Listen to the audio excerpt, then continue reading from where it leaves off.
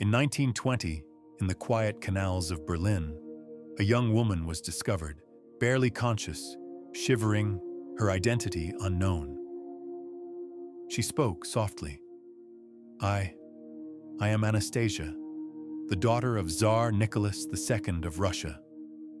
The world paused, for the imperial family had been reported executed 2 years before. Could it be that Anastasia Romanov had survived? Or was this a story that the shadows of history had conjured? We will explore the real life and death of Grand Duchess Anastasia, the youngest daughter of Russia's last imperial family, and the history behind one of the greatest mysteries of the 20th century. On June 18, 1901, in St. Petersburg, Anastasia was born, the fourth daughter of Nicholas II and Alexandra. She was spirited, mischievous, and full of laughter. Climbing trees, playing tricks, she was affectionately called the Little Whirlwind. In the grand halls of the Winter Palace, she delighted in simple pleasures, feeding the animals that roamed the corridors, sneaking an extra sweet from the kitchens, twirling in elaborate costumes with her sisters. Her younger brother Alexei, afflicted with hemophilia, was a constant concern, yet Anastasia often lightened his burdens with jokes, songs, and playful games. Beyond the gilded walls, however, the empire was quietly unraveling. For centuries, the Romanovs had ruled Russia as absolute monarchs. The Tsar was seen not merely as a king, but as a chosen figure under God's will. Yet by the early 20th century, this ancient system was beginning to crack. Russia remained largely rural and poor. Millions of peasants struggled to survive harsh winters and frequent famine. Factories in cities like St. Petersburg and Moscow were overcrowded and unsafe. Workers labored for long hours with little pay, while political voices demanding reform were silenced. Disparity and frustration were accumulating, like storm clouds over the empire.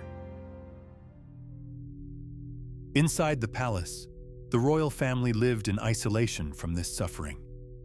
Their greatest fear was not revolution, but illness.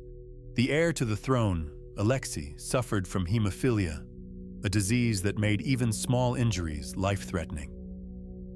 Every fall, every bruise, could mean death. Desperate for hope, Empress Alexandra turned to faith and mysticism. She placed her trust in Grigory Rasputin, a wandering holy man who claimed to heal through prayer. When Alexei's bleeding mysteriously eased after Rasputin's visits, Alexandra became convinced he was sent by God. She believed he possessed powers to protect her family, yet many in Russia viewed him with suspicion and fear as a corrupt influence. In 1905, the first great shock arrived. Peaceful protesters marched toward the Winter Palace, hoping the Tsar would hear their cries for food and justice. Instead, soldiers opened fire. Hundreds were killed. The day became known as Bloody Sunday. From that moment on, the bond between the people and the monarchy was forever damaged. Nicholas II attempted limited reforms, creating a parliament called the Duma, but real power remained in his hands. Discontent simmered beneath the surface, waiting for another spark. That spark came with World War I. Russia entered the war unprepared. Its army lacked weapons, food, and leadership. Casualties climbed into the millions. Bread shortages spread through the cities. The war drained the nation's strength and exposed the weakness of the government. By February 1917, unrest had reached a peak. Strikes and demonstrations filled the streets of Petrograd. Some soldiers joined the protests, abandoning loyalty to the Tsar. Nicholas II abdicated, ending centuries of Romanov rule. A provisional government assumed control but could not ease the suffering of the people. In October, the Bolsheviks, led by Lenin, seized power, establishing a new order.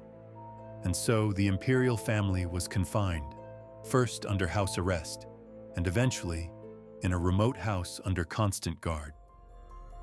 Anastasia, now 16, faced constant observation.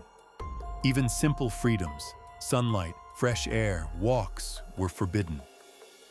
She and her sisters occupied themselves by reading, drawing, and writing letters they would never send. One can almost imagine a young girl observing the quiet fall of snow through barred windows, holding on to fragments of hope in a world steadily closing in. In the early hours of July 17, 1918, the family was summoned under the pretense of relocation. They were led into a dimly lit basement. Suddenly, soldiers surrounded them. Gunfire erupted. Screams and panic filled the air. The daughters' corsets, stitched with diamonds, offered brief protection, yet it could not halt the inevitable. By dawn, Nicholas II, Alexandra, their 5 children, and loyal servants were dead. Officially, Anastasia had perished. But the bodies were hidden. The location was secret. Witnesses were silenced. For years, no graves were found. No photographs were released. In this silence, rumors grew. Perhaps one daughter escaped. Perhaps Anastasia survived. Many women came forward, claiming that they were Anastasia. One of these women was Anna Anderson. She recalled details of the palace and family life with startling precision. Some were convinced, others remained skeptical.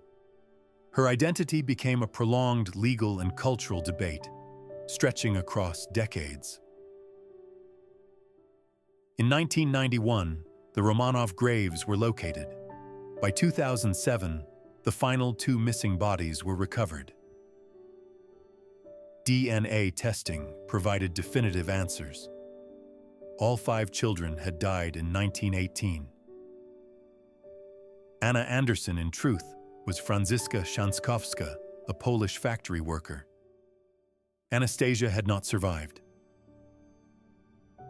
Even so, Anastasia's story remains with us. It is a story of youth lost, innocence shattered, and hope entwined with tragedy. She did not survive the execution, but her story survives. A window into a world long vanished, a legend that will never fade.